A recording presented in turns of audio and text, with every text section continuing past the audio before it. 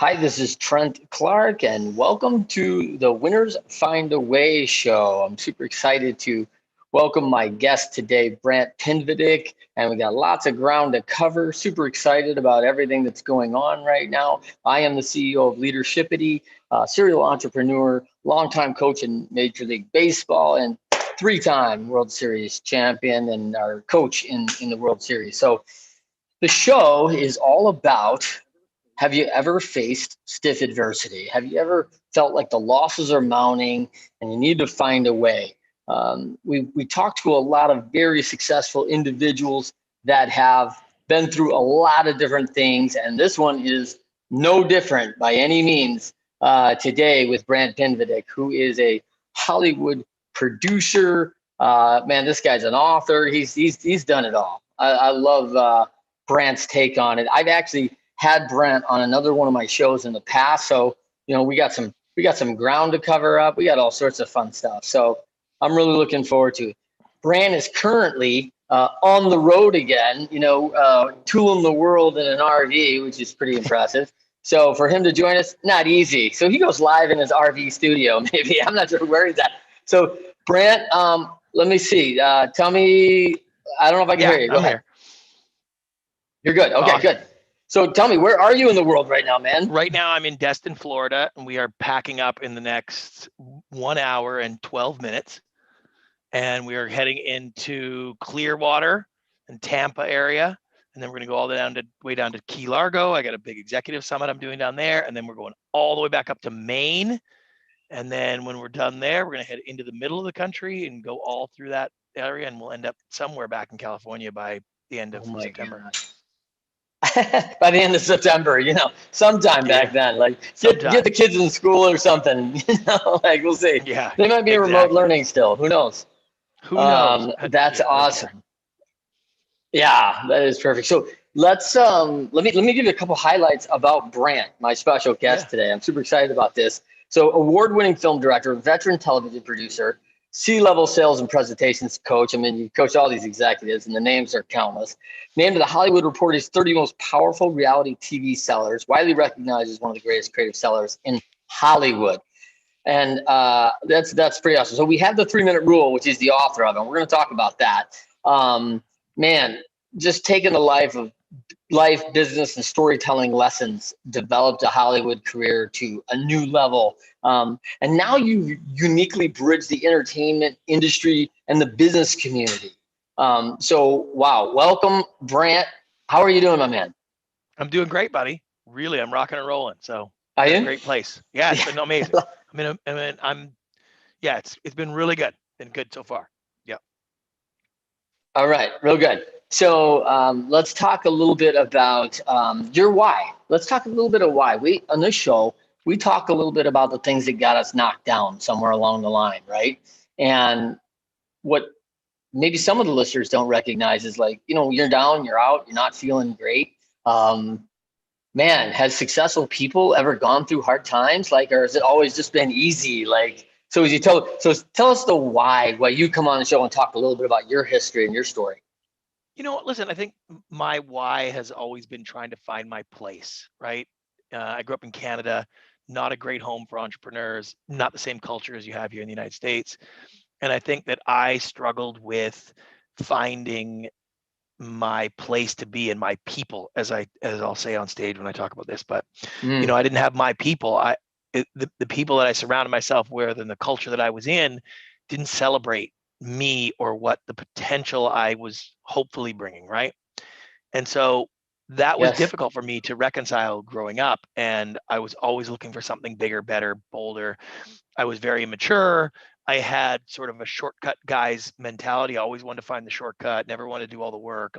So when you combine all that, it was just like, it left me short of success more often than I expected, right? And nothing I did really worked well. It all looked good on paper. I could create the ideas. I had great vision, blah, blah, blah. But the truth is that I just was not an executor, and I couldn't put things together that made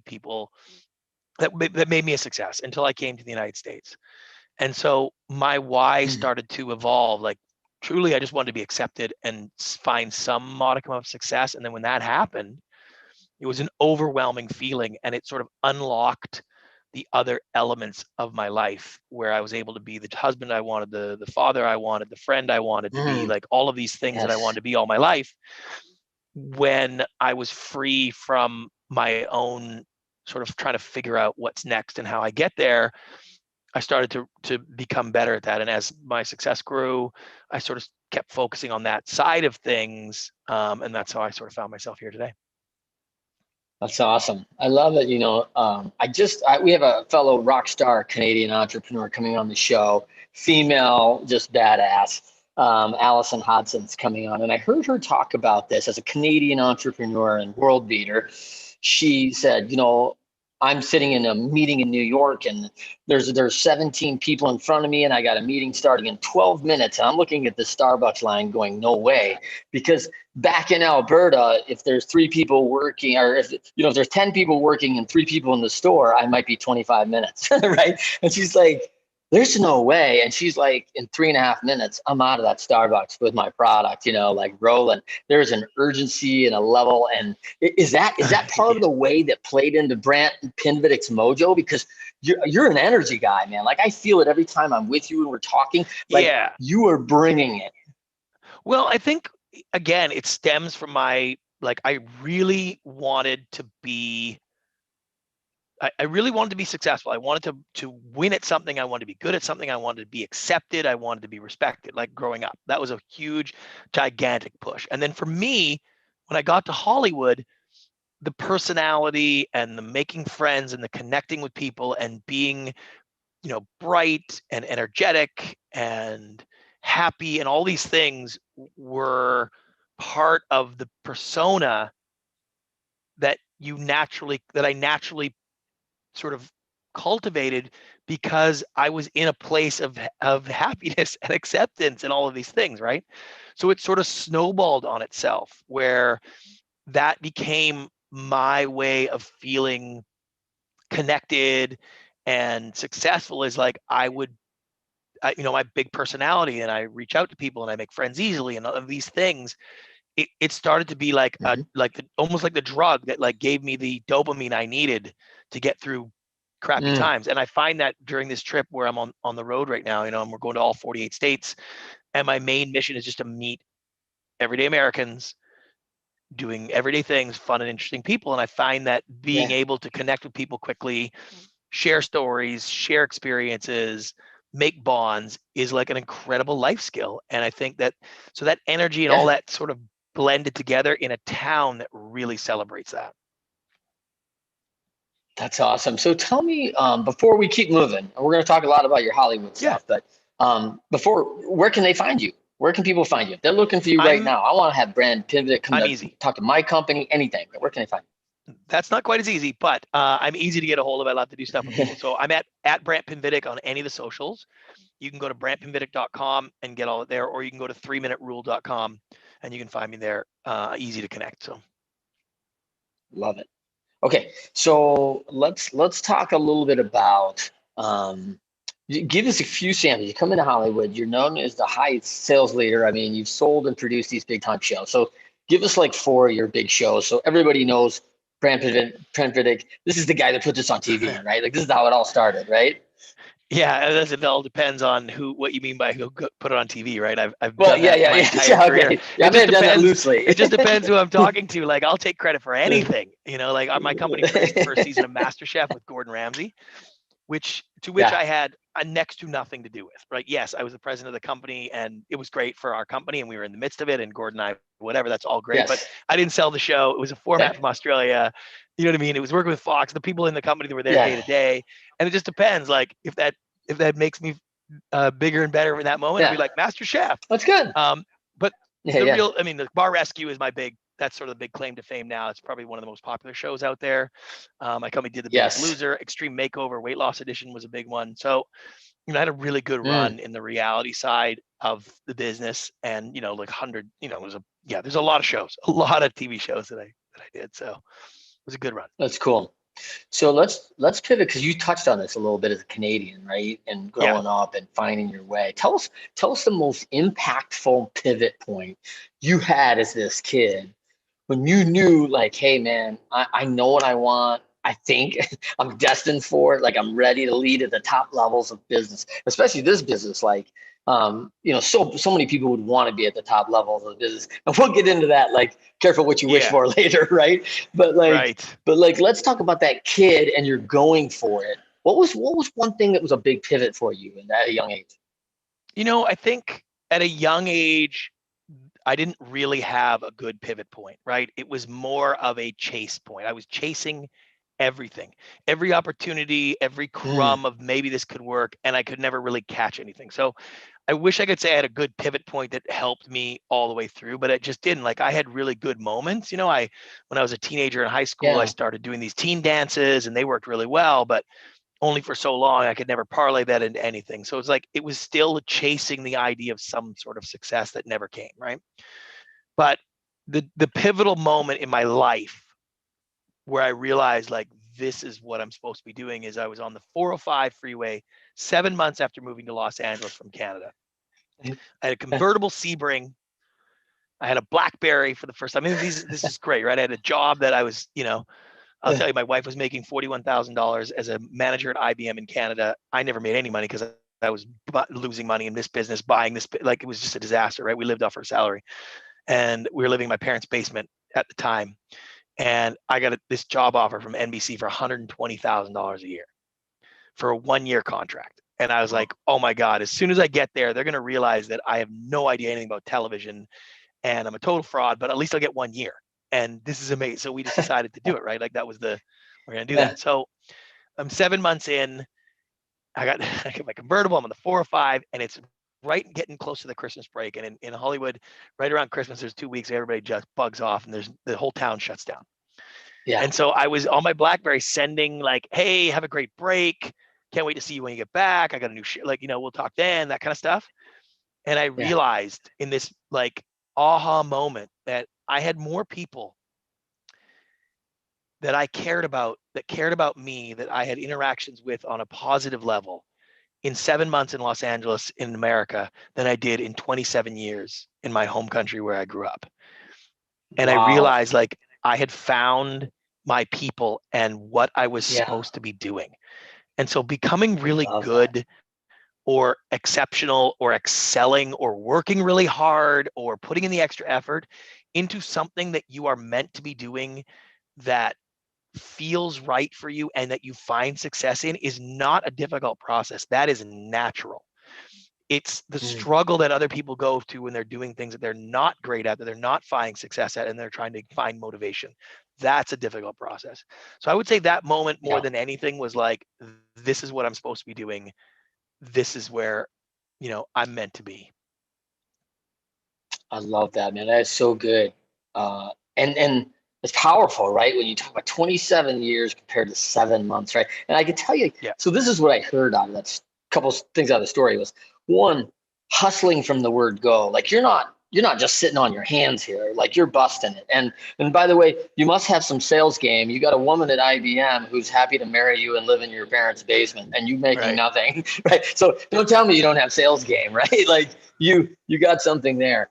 Um, and so so real quick, I want to tell you my background's a little different than usual today. I am on location in Phoenix today at the JW Marriott Desert Ridge here in lovely sunny Arizona. Thank the Lord, because Michigan has been just too cold for too long. Um, so the next part I want to move to, and kind of more on this, is that I love the quote from McChesney and Sean Covey, who wrote The Four Disciplines of Execution. Winners, when shown data that they are losing, find a way to win.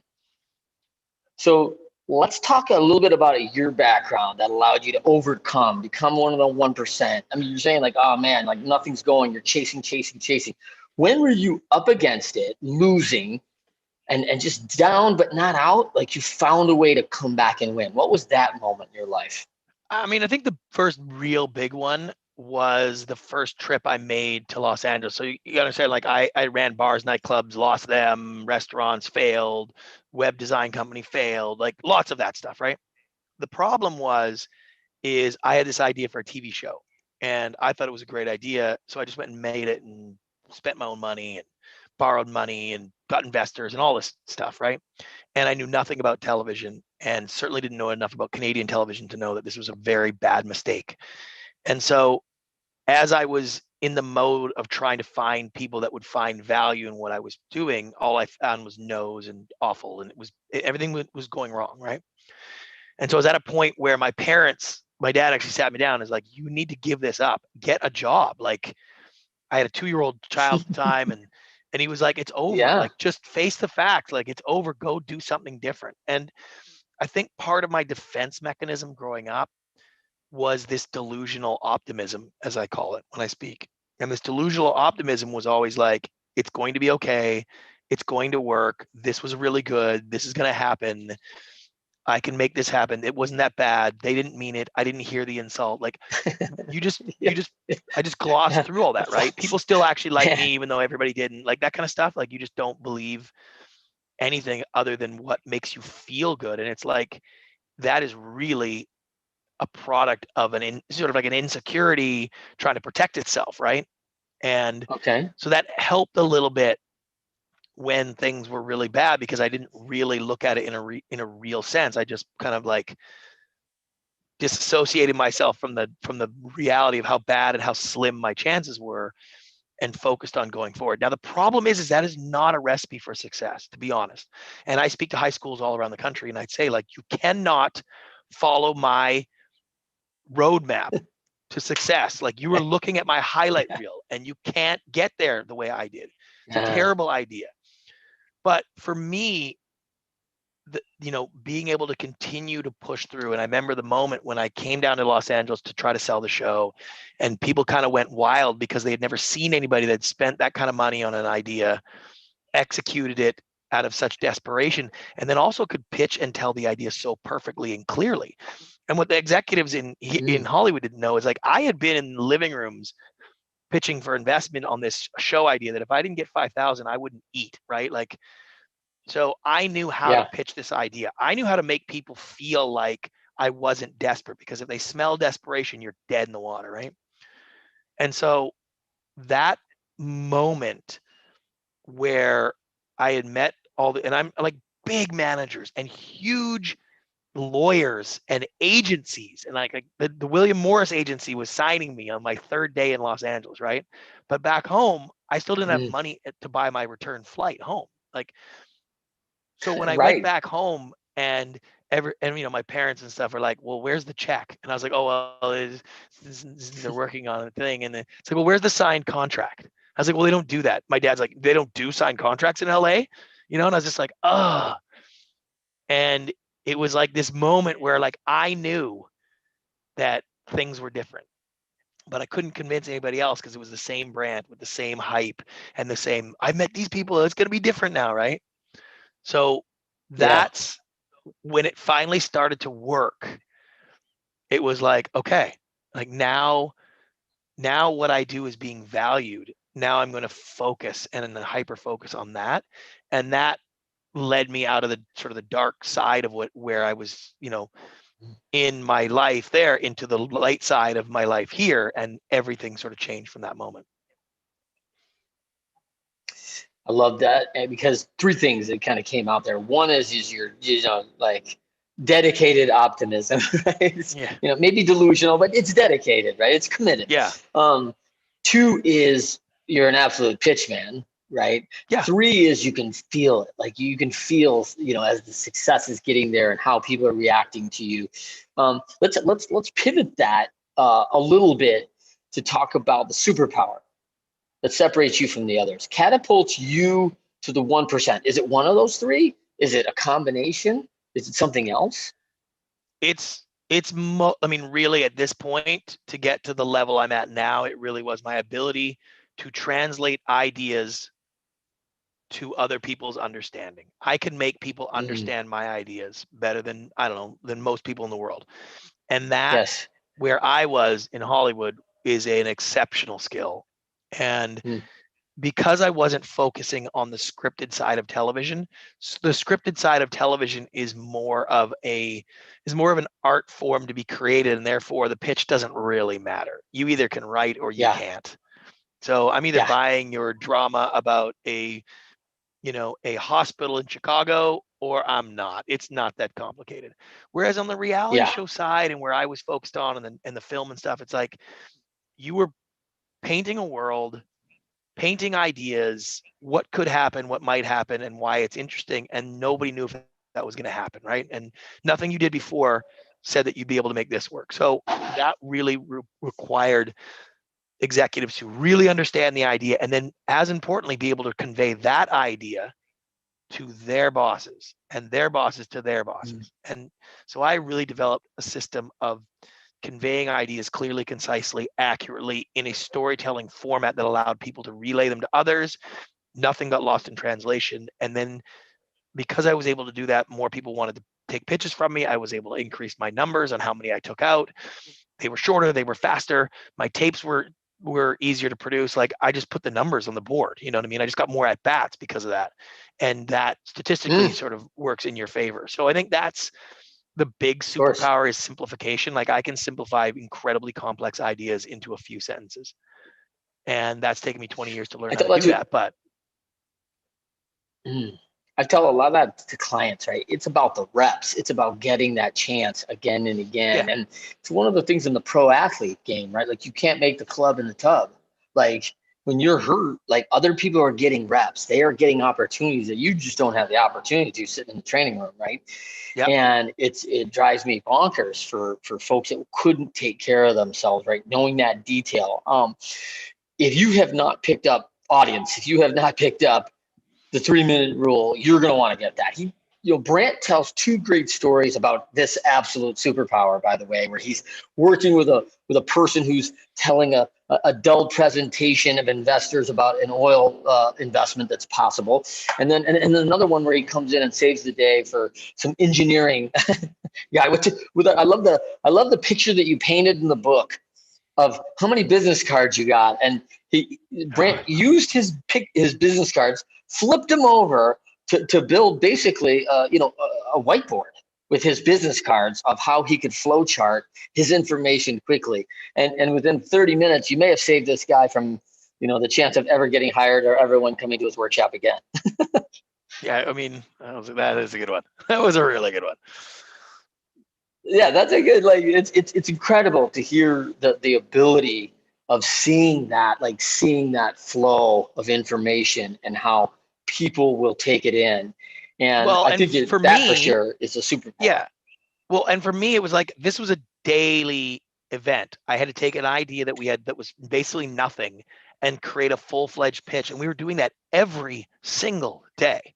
And so then I'd go work with a company where there's 15 of them in the room. They've been working on it for 6 years. They have one product. And I was like, and you still can't explain it to people? Like, what the hell? And so I would I know. break these things down, like, I don't want to say effortlessly, but basically pretty effortlessly.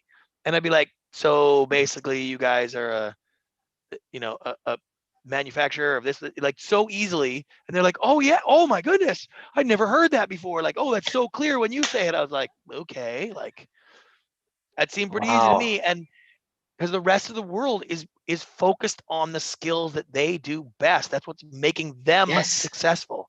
And I'll give you a really Yes. good example. I was still basically working as a TV producer, but I was taking on some very high level clients to help restructure the messaging of their business, and a lot in the biotech field, because the investment bank that was like sort of really high on me at the time was sort of specialized in that. So what ended up happening is I get this, to help this big company, and they are working on a type 1 diabetes anti-rejection therapy drug in stage 2 trials or some ridiculous thing, right? Literally, I have no idea what any of that is. And they hire me, and I'm flying to Miami to go do this. And I'm starting to do all the research because, like, I have a real job at the time. So now I'm doing all my research, trying to figure out who they are, what they're doing, why they're paying me so much money, like all this kind of stuff, right? And on the plane, I realized that the head of the company, of the scientific side of the company, the CEO, has a wing of the Miami hospital named after him. And he has methods and systems that people, he's a teacher, like, it's just, he's one of the most revered people in this sort of pancreatic liver space, right? And I was like, oh my God, like, what am I doing? How is a, shoddy reality producer going to help this. They're going to figure this out. It's going to be a disaster. And as we get there, we meet, and they're touring me around the hospital area where they do their trial stuff, and they're working on in the lab, and they're like tripping over their diplomas and their accolades are like everywhere. You can't even. And I'm like, what am I going to do? Yeah. But as we sit in a boardroom with 9 of them, and they had to have an extra chair for all the letters after their names, right? Like a whole extra chair just for the letters. It was ridiculous. Alphabet but chair. within about 15 minutes, it was almost like going, wait, so you guys don't know anything about anything else other than type 1 diabetes anti-rejection therapy? Like, they don't do anything else. They don't do anything else well. And so for me, looking at them thinking that they're going to be able to pitch and present and create and explain what they do is just as silly as them looking at me thinking I'm going to be able to help them in the lab with their genomes, right? Like, it's not what we do. It's not what they do. Right. And so they found, and Camilo found, perfect synergy in what he does best, right? He's a scientist in this world. So he found success. So guess what? He writes papers and he makes amazing presentations and he cracks codes on things and he makes inventions and he works all the time, and he's because that is what he does better than anybody in the world. And he found it and he does it and he wants to do better. And for me, this is the same thing. I found what I do. I create messaging that is simple and clear and concise for complex companies and people and CEOs that can't explain the value of what they do. And so in some circles, that's incredibly valuable. In other circles, it's like, who cares? But for me and where I am in life, it's like, that is what I do best. Well, I love the 10,000 hours described. As you're sitting in the Hollywood producer sheet for those years, you've got every day. This is I do it again and again and again. Like, hey, soon doesn't take long when all of a sudden I've done this 40 hours a week, 50 hours or more, 50 weeks a year, and I've done it for 5 years. Like, hey, there's your 10,000 hours. Like, this is prestigious level of stuff now that and you're just boom. I can rattle this right now. And we run into it a little bit in the entrepreneur world who says, oh, I'd like to sell my company. Well, I've spent 40 years building it up. Like, hey, I don't know how to sell a company because all I've been working on is selling and marketing and business and making widgets. And so I got to do this one time. Why would I spend 10,000 hours in that to do it one time? Like, I just need to hire somebody to do that. So they call us because, hey, that's a challenge, like, why would I do this? So I love that they call you. And I think it takes somebody pretty smart, by the way, to go, you don't do this. I don't do this, and you don't do this. We should call Brant. They don't do, and very, very few of them naturally want to go there because they feel it's a deficiency of their leadership almost. As a CEO, you're supposed to be able to do all of these things, right? And there's a little bit of that. And this is one of those elements that they take almost personally. And like, I have a client now who we've had very good luck. Public company, redid the messaging. It's gone very well, right? Okay. And I still, when I talk to him, he still wants to tell me that he's good at pitching because in his mind, he doesn't want to be not good at something.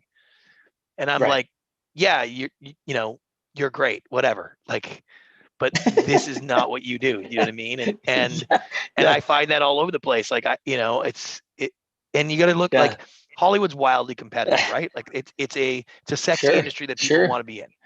It's also wildly lucrative. At the end of the day, I pitch one TV show. You're talking about $1 million an episode times 10 episodes. It's a $10 million piece of business in one meeting. So the level of competition for that is overwhelming. So I have to take general ideas and go into the head of Fox or the head of NBC, and I get a 20-minute meeting to explain it, and it's millions of dollars on the line. And I did that hundreds and hundreds of times. And people pitching me hundreds and hundreds of times in the same cycle. Like, I know the rhythm, I know the cadence, I know how to lay out those stories. I know how people feel, they think, I know that they understand stuff. Like, I don't do a lot else well. I just do that well, That's not true, by the way. You do a lot well. You're selling yourself short on that. I know that. So I'm just really good at modesty. Yeah, also a big thing in Hollywood, right?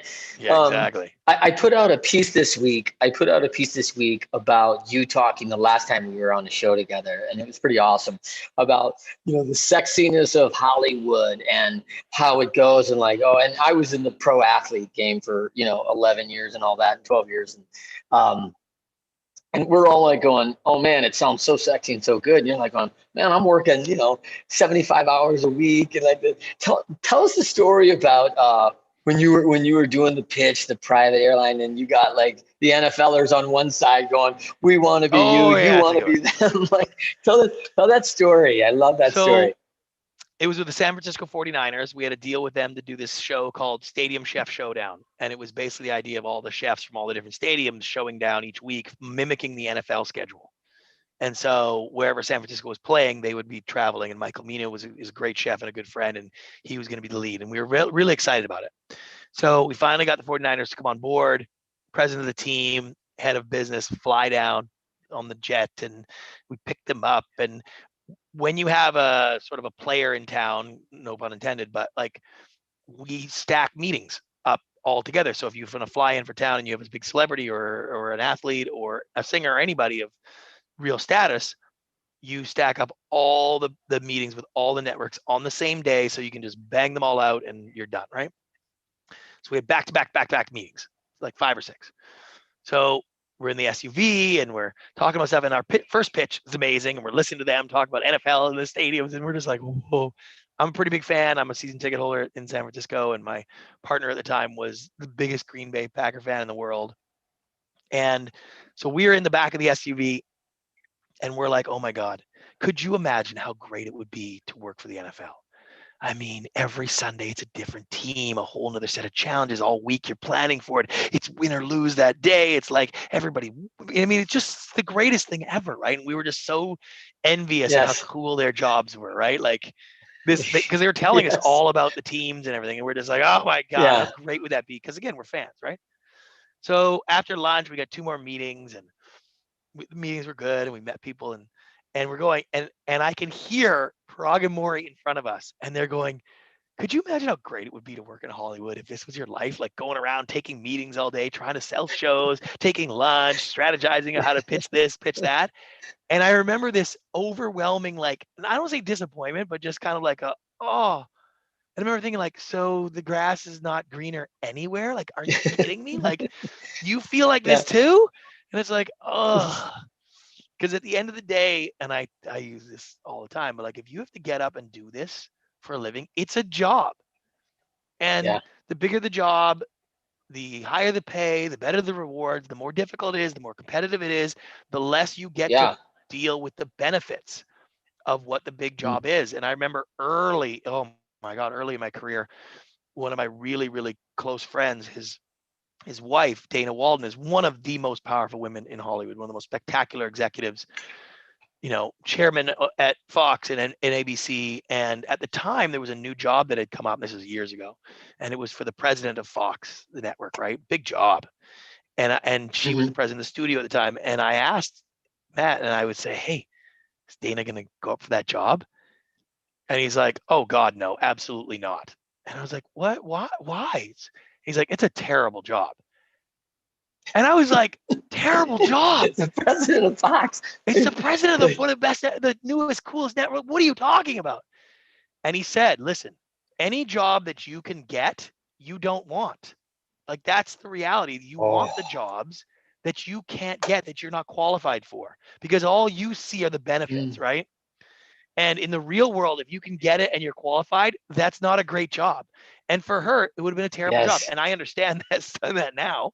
I wouldn't touch that job with a 10-foot pole. But at the time, it was hard to reconcile that, because that would have been the dream job for me. Dream. And she would Yeah. never have considered it because she could get it and I couldn't. End of story, right? And so what you Yeah. want that you Right. can't have, that you aspire Mm. for, you envision all the beauty and the wonder of it. And it's just like in life, when I train on high performance, it's just like the house that you think you want. Guess what? You're living in the house you think you wanted 5 years ago, 10 years ago. And that's the one you dreamed about and Mm. pictured your life and all this kind of thing. And like, I still do it. I look at a house, like, oh, hey, this is how I would live if I lived in this house. I would use all these things. I would do this. I would sit by the beach. I would have it. And it's like, yeah, right. Except when you live there, it's just your house. When you have the job, it's just your job. Hollywood's just a job. I just made widgets. I made a lot of widgets. I happen to be good at making widgets. Yeah. People like the widgets. Some people didn't like the widgets. Like I didn't, it's like, it's a job. And I'm like, now I'm just so happy to be out of the job. I want to say that right because it was powerful, right? The job that you want and can get is never the job the job that you can actually get is not the job you want. It's always That's right. the one step further, right? It's always more. That just makes perfect sense to me. Brant Pinvidic, we got him online, and just to remind you, Brant, quickly, Brant, tell me about, let's talk about that time right before you hit. I mean, things are looking a little desperate, right? You're late 20s, mid 20s, you got a kid living out of mom's basement. Things are a little rough action, man. You're married, you're trying to get life started, and you're thinking, man, I'm hustling and it hasn't worked. What would you tell folks? What's the one value, belief, action that you took when you were down that absolutely pushed you through it? I mean, this is tough for me because what I was doing, I can't recommend anybody else do. That's the problem. Because All right. there are two It's not types going to of be doubt. smoke a lot of dope, is it? Right. No, but there are two types of doubt in this world. Okay. And there is self-doubt and situational doubt. And they're very different. And they're very important to understand the difference. And the problem with our society today is we have celebrities and actors and athletes and all these successful people getting on social media and telling you to push past your doubts and don't listen to the no's, right? And what they're talking about is getting you to think past the situational doubt, which is really the problem. So let me explain the difference between two. Situational doubt is doubt about the situation you're in and the probability of success. Perfect example is you're a restaurateur and you're wondering if you should open a new restaurant in this particular location. There will be situational doubt you have about that. Is this the right location? Is the traffic enough? Are people going to be able to find it? Will be able to park? There's all of these things that make this location questionable, right? And once you get into it, there will be doubt about the probability of success. Business hasn't been as good as I thought it was. We are having problems getting people to park, or whatever it is. There's doubt about the long-term success of that business because of the things that are happening. Self-doubt is about you. I'm not good enough. I shouldn't open a restaurant. Why will people come to my restaurant as opposed to somebody else's restaurant? I don't really know. You know what I mean? That is self-defeating. Situational doubt is self-preserving. And you really need to understand the difference between the two. Doubting yourself is just your crocodile brain telling you to be safe. Don't go out there. A saber-toothed tiger is going to eat you, right? It's always going to tell you that you're not good enough, that you're a fraud, that other people are doing it better, that you don't have enough experience, that there's no reason why they would choose you. You're never going to get rid of that brain. That brain is always going to talk to you that way. So as you learn to stop listening to that, that's good. But your situational doubt is more subtle. And what happens is if your self-doubt is screaming at you all the time and you're listening to anybody, any guru telling you to push past that, you start silencing those voices, including the one that tells you that this restaurant isn't really a good location, that you can't change the traffic patterns, it's never going to work. And then what you do is you just do it anyways, and you push through and you spend all your money and you lose everything because you didn't listen to the situational doubt. And that's what I tell people, like today when I'm teaching at colleges or at high schools, like you need a reasonable probability of success. If you aren't already 6'4" and a spectacular basketball player, by the time you are 12 years old, you are not getting to the NBA. So you not listening to people who are telling you that is going to hurt you in the long run, right? If you can't sing like Lady Gaga in your teens, you are not going to develop that voice and you are not going to develop that passion. You will not do it. So telling her getting on, winning an Academy Award and telling you not to listen to people who tell you no and you can do it. It's like she's one of the greatest singers of all time and people told her no and it was hard for her. So if you don't have that already, Mm-hmm. you don't have a reasonable probability of success. I opened a large restaurant. I had never worked in a restaurant before. It was a good idea. It was a good location, but I had never worked in a restaurant before. Does that sound like something you should be doing? Is that a reasonable probability of Well, success? No, right? And that is yeah. I what mean, we tell so many ourselves you people ate do at them, today. right? Yeah. And it's like, Yeah. I You can got tell that yourself, every day. hey, I Someone ate comes at them, pitching me so a do I know? reality show. And it's like, you want to pitch me a TV show? It's like, have you Mm. been studying television? Is this your life? Like, no, you saw something on the side of the road. You thought, hey, this would be a good reality show. Like, are you kidding? Like, no, you can't go do that. That's not reasonable.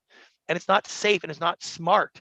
And it will put you in a position where you're banging your head up against the wall. And I've seen so many companies with their pitches and their presentations that don't work, and they haven't worked for years, and they keep throwing things into it. And it's like, oh my God, this isn't about you. It's about the idea and the situation in our society or the technology or something that isn't about you. It's just not right. And you need to listen to yourself when you really do have doubts about, is this the right thing? Pushing past that is not always the right answer.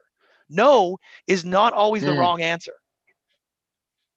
Right. I believe that. So I want to pivot this on a question from one of the audience members here, is that you touched on it earlier. Is the doubt, when you talk about self-doubt and situational doubt, does that marry a little bit to the imposter syndrome? Because you talked about Yeah. that, like, what am I doing here, Yeah. man? I'm pitching. No, I'm the Yeah. same way. Like, hey, 10 years ago, I was running around on my backyard, hitting a wiffle ball, going Game 7 of the World Series, and now I'm sitting in the dugout coaching these athletes who were all running around the same way 10 years before Right. that, right? Like, Yeah. and The we're imposter living this syndrome, you can't dream, get and in the away from. middle of it. You cannot get away from Okay. imposter syndrome. It is baked into our DNA. And so what you realize as you get a At little every level, success at every level.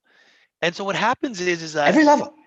every level, you realize that it's like, wait a second, it isn't, you'll never get to be credibility at a level that you'll be comfortable with. It'll never be the right situation. You'll never have enough experience. You'll never, you know what I mean? You'll never be the smartest guy in the room, all of these things.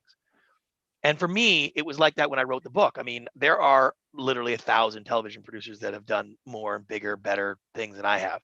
I could list 10 television producers that could have written this book and had more credibility in the marketplace, right? But at the end of the day, none of them did. I put up my hand and be like, I'm the expert. Mm-hmm. I know how to do this, right? And so that is perception is reality. Everybody understands that, but it's like internalizing that as well, where it's like, okay, if nobody else is putting up their hand, that's who the expert is. And everything on their resume and everything they've done is all a carefully curated version of propping up that perception, which is great. But the truth is, it's like, that's the person doing the job at the time, right? That's the person who stepped up. That's the person who said they're going to do it. That's the person who says they're an expert. And it's like, surprise, surprise, they become the expert, right? And that's the irony of it, is like, you feel like you're not the person. And yes, Mark Burnett could have written this book, man. The guy pitches Yeah. bigger, better shows. He's the Yeah. icon of all reality television. He didn't pitch the book. He didn't write the book. Ben Silverman didn't write the book. Like, they just don't. And now, like, out of those groups, one of them is the highest level business consultant in the world in this space. And it's like, oh yeah, that's right. That's me, because I said I was going to do it before, and I just went until I was, and here I am, you know? And like, So this is every it. single thing I do and train, there's probably somebody else who does it as well in a lot of ways, right? It's just, I do it, they don't. And so you push past that, you understand that, and you're like, yeah, I can do these things. But there are physical limitations. And I say physical metaphorically, which is a weird way to say that, but it is like physical limitations, whether they are actual physical barriers, as in you can't make the NBA, or physical barriers, as in this is not a good location for a restaurant, or physical barriers, as is the marketplace does not value this type of technology anymore. Those are real. And so you saying like, I'm going to be the expert, I can do this, I can make this happen, I'm going to hang on to this, blah, blah, blah, that doesn't help you at all. Like, you don't have the key that unlocks the lock. So Right. you sitting there with this huge ring of keys saying like, I will sit here, I will go through every key till I find the right one that fits. It's like, Yeah, no, that lock doesn't go with any of those keys. So you're just going to keep trying them and telling people that you're going to keep trying them, right? And I have friends that have been doing that for 30 years, trying different things and always, and it's like they just put themselves in situations that they can't win. It's one of the things I honor about you, Brant, and people in our tribe of executives and world leaders, right? And they're the 1%. And the one thing I love about you, even as I hear you talk about it from the beginning, you're the guy who says, I will. Well, that looks hard over there. You're like, I will. I'll take on that restaurant. Like, I mean, I know it didn't always work, but you've always been the guy that said, I will, right? And then the book, right? Hey, Yeah. you're right. Silverman could have wrote it, right? Like, fine. But like, I will. I will do it. And by the way, Silverman didn't really have to, right? Like, you probably didn't either, but Yeah. whatever. I will do it. And I think that says a lot. I want to pivot a little bit to, I mean, you've had a lot of success. You've won a lot. You've lost. What's the best battle that you've conquered in your lifetime? I think one of the hardest parts I went through is I got fired from the network. I was running the network TLC. And at the moment, it was a big deal for me to get that job. It was a big job. I'd only been in the country for 4 years. And the problem is I got the job with big, bold personality and who I was and the way I did things. And my boss, she was very similar to the way I was. And so she was taking over the network. She was new. She was going to shake things up. And I was her number 2 and the head of development. And I am like a fearless wild man. Like, I'll do anything. Everything's possible. No speed is too fast. Like, let's go kill it. And never coming from the corporate world, I was like, okay, this is my boss. I'm going to support her in every way. Like, I'm going to be the greatest at this gig ever from her perspective, right? And the problem is that I was not the right hire. She needed someone to be the foil for her, to be the yin and the yang, so that when she was like, let's go do this, and someone would be like, ooh, that's going to be too radical. It's going to, we need to slow down. She didn't need someone being like, yes, you can do it. Yeah, let's do it twice. Why? What do you mean twice? We should do it 4 times. Why wouldn't we do it 4 times? We can do it better. Like, that's so when she got fired and I got fired, it was devastating. Like, getting fired sucks. Like, it's like a coach of a team. Right. Like, it sucks. Yeah. And so I remember at the time, I think I was number 14 on the Hollywood most important list kind of thing at the time at that thing. And the next day I was fired, I wouldn't have made 1,400. And that's the reality of that gig. And for me, it was so difficult to reconcile. And like, I had a contract, so they were paying me for 2 years at full freight. And yet I spent almost the 2 years like fussing and whining and worried about my relevance in the marketplace because I just got fired. And I remember this girl who ran Lifetime Network, she canceled lunch. And it bothered me so much because in my mind, I was thinking she canceled lunch because I'm no longer important anymore. And you know what I mean? Like, that kind of stuff. You go through these overwhelming doubts, and then the idea that you're never going to get another job and no one's ever going to like you and la, la, la, la. And so I think coming out on the other side of that and being able to like rebuild myself and my ability to feel confident to get out into the marketplace and crush, from a personal standpoint, that was the biggest sort of obstacle. Nobody else will be able to tell you this story because everybody's like, oh yeah, you got fired and then you got a job. Like, no one cared. No one thought twice. No one considered it. It made no difference in anybody's life except for mine. I was the only one who internalized that. And I think being able to push past that and being okay with it and being able to talk about it and like being honest about it, like, you know what I mean? Like, 'cause when people fire, they usually blame somebody else or this, whatever. And it's like, no, like, I just wasn't the right person for that job. Like, it was, and even the stuff I did that worked out was not because of me. Like, so I think that was important. And then to be able to get on the other side of that and build that reputation again and be like, from my own perspective, to believe in it and to accept it, even though nobody else saw it as a problem, I saw it as a problem. Yeah, I love that fall. I think there's that false sense of security, right? With success, especially with successful organizations like big names.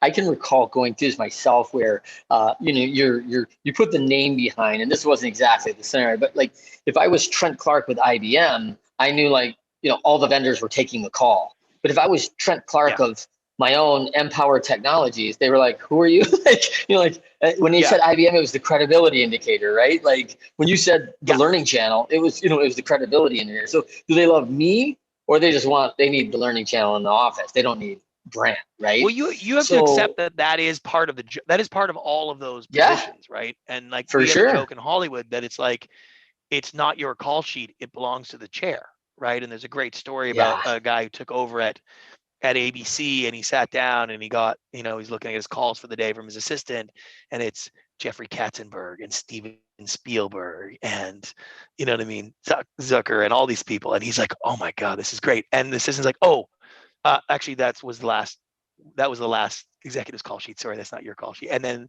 it's like, but all these people called as well. Like, it's the same call sheet. Doesn't matter who's in the chair. Yeah. Like, you're renting the Mm, chair. It's like it's like the manager of a sports team. It's like, yeah, the team's gonna play. You do what you yeah. do, but the Yeah. fans are showing up next week, whether you're fired or not. Like, For and sure. For all sure. the things that the players are going to say, and that the requirements of that job and the perks go with the job. They don't go with you.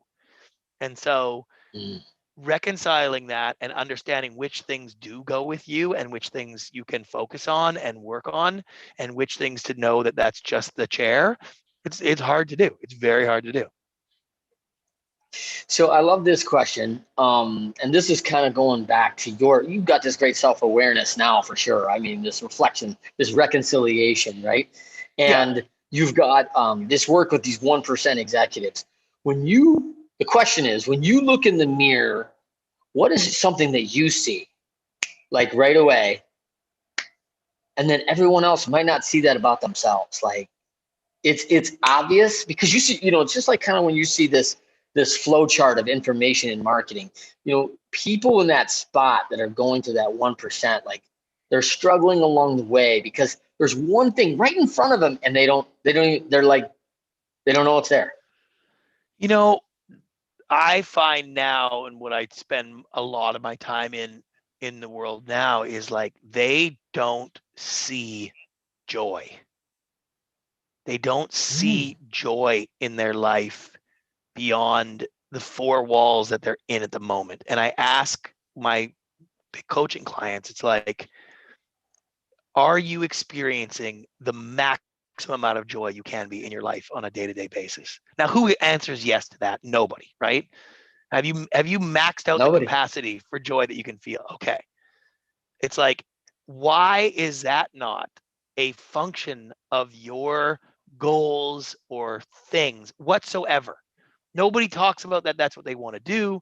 And like, I shifted into that mode a couple of years ago, and it's been amazing, blah, blah, blah. It has cost me in a traditional sense. I don't take on as many clients as I could. There's a million things in Mm-hmm. business as I could still be doing. I mean, I could be doing so much TV and shit right now. And so it has cost me in those areas because I've focused more on spending the capital, metaphorically and literally, that I've acquired over the years, as opposed to trying to acquire more.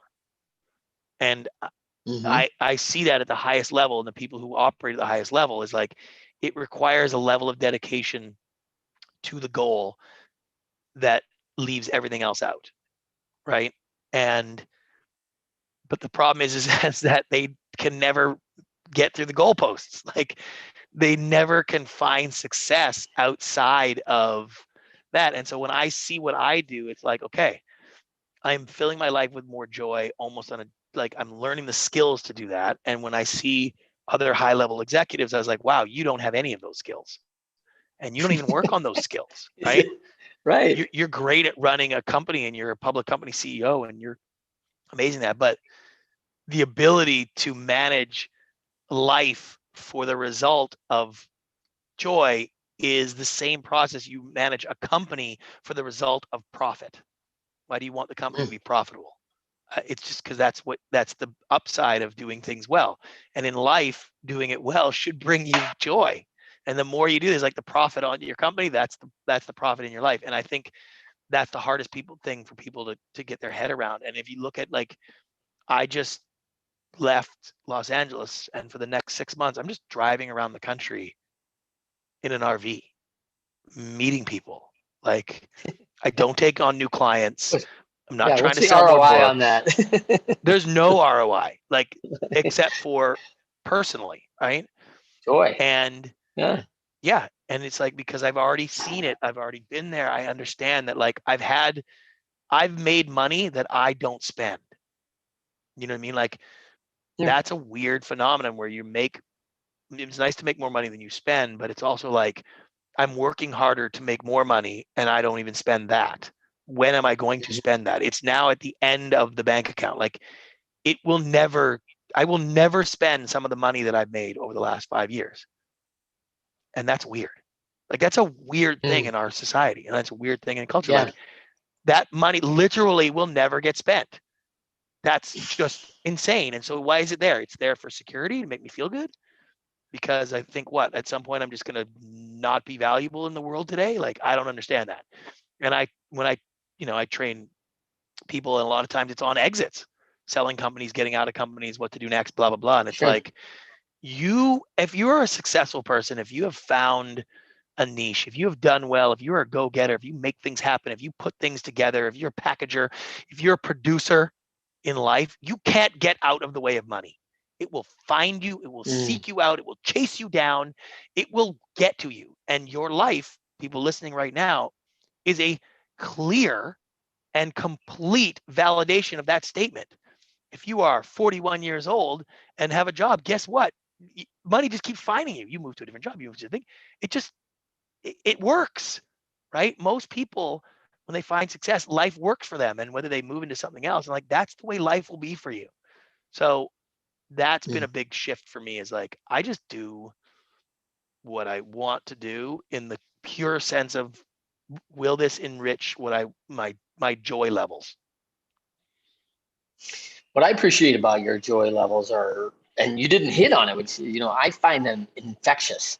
When people have that joy, like, I see people wanting to be closer to it. Like, they want to go, oh, can I get some of that and move over closer to you? Almost like, can I touch the cloak? Like, I just want to, can I touch, because I'll be healed and get some joy, right? So I want to end with this. I want to say thank you, first of all, Brant, for coming on. I know you're busy and traveling the world here. I know our listeners will see the value in everything today, the 3-minute rule. All these stories are so good. There's so much value here today. I can't take it. But it's time for the best way to win. Is there something that you want to share with the listeners that we did not touch on today? Anything that you're thinking, best ways to win? One of the things that a key element for everyone to know, if you want to go to be elite, you're headed that way, what's the one thing they just have to win? I think the idea that to win and to be sort of better is to not look for shortcuts. I think that that is the hardest thing for people in today's world that are on the up and coming side of things, because they see success. And I think social media is a perfect example. They see people with 1 million followers, and they're like, great, I'm just going to make a funny video and then I'll have 1 million followers. And that is the shortcut mentality, is that they don't see the layers of what it takes to be an influencer, what it takes to create video content that particular audience will engage with. Like, there's a process. It's very difficult. The world is a very competitive environment. So when you look at the end goal, and when you think, I can get there faster, easier, and take a shortcut, most times you're going to end up going the longer way. And the discipline it takes to do things right, to do things the proper way, to do things and put the time and the energy in, will actually train you better to be able to move faster and have it feel like you're taking a shortcut. And I think I learned that so late in life, and I got so lucky that the way I looked at trying to take shortcuts in life and use my abilities to get from A to B faster, or skip, in the way that the success from A to Z, I would skip as many letters as I could. I probably in life was at a 95% failure probability. Like most likely I should have not made it, because where I was living, the things I tried, the way my attitude, all of those things, I just got very, very lucky. I found a specific industry and by the way, at a specific time, reality TV was just kicking ass. So yes, it's like all of those things happened in the right perfect conflicts. You do not want to live your life and pattern your business hoping for the miracle moment to thread the needle. Like it's just not what you want to do. And you don't need to. Hard work, dedication, people who do the extra, go the extra mile, you can't get out of the way of success. It will find you. I love it. Subscribe to the show. Winners Find a Way on YouTube Live and many more videos on Leadershipity channel. We are at Leadershipity on Instagram and Twitter. You can also find me at Trent M. Clark. Of course, my handles are both those on all social media and our website, leadershipity.com. Brant, where they can find you again? At Brant Pinvidic on any of the socials and LinkedIn and all that, or brantpinvidic.com or 3minuterule.com. Love it. If you've enjoyed today's episode, please continue listening. Rate Winners Find a Way 5 stars. Subscribe to the channel. We work hard to deliver value-delivering stories from 1% leaders for you every episode. We're going to finish with your quote. Rough times. Did you ever have a quote like your go-to? Like, man, like I woke up, a lot of us had posters on our walls when we were kids, man. I'm like 51, right? So I was like, I had like the Bo Jackson, I had some things on the wall, but was there a verse or a quote or anything that you can say that you always have a go-to? It's terrible and it doesn't mean anything, but there's a movie with Arnold Schwarzenegger called Conan the Barbarian. And it was a pivotal moment in my life where I was a small, young, prepubescent boy dreaming of being a giant monster with a sword that could use strength and virility and violence to solve any problem, right? Like when you're 12 years old, like that seems like the greatest thing in the world. And there's this moment that makes me feel like that when I hear this quote and they're asking, what is best in life? And everybody says some stupid thing. And Conan says, to crush thy enemy, to see them driven before you, and to hear the lamentation of the women. And I was just like, that's what a barbarian would say with a sword as he chops down, and that for someone to mean like when I feel small, when I wake up and I don't want to do stuff, it's kind of like I always joke, I'm one chromosome away from being a caveman, right? Like that's the ego side of things for me. That's what gets me rolling. It's like I think about in my loincloth with a sword someday. Perfect. Brant, this is my quote for the day, because I honor, man, that you just pivoted in not a perfect child and facing adversity.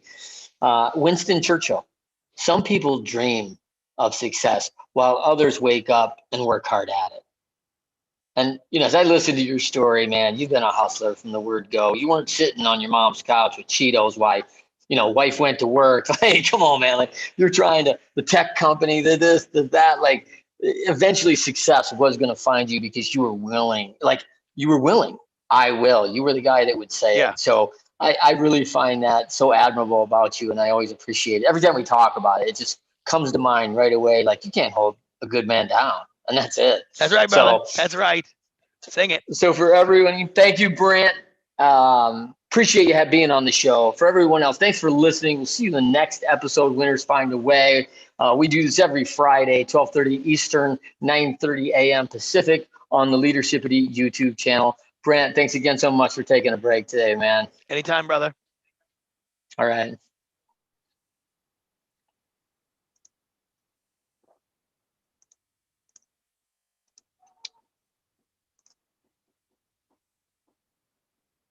Okay.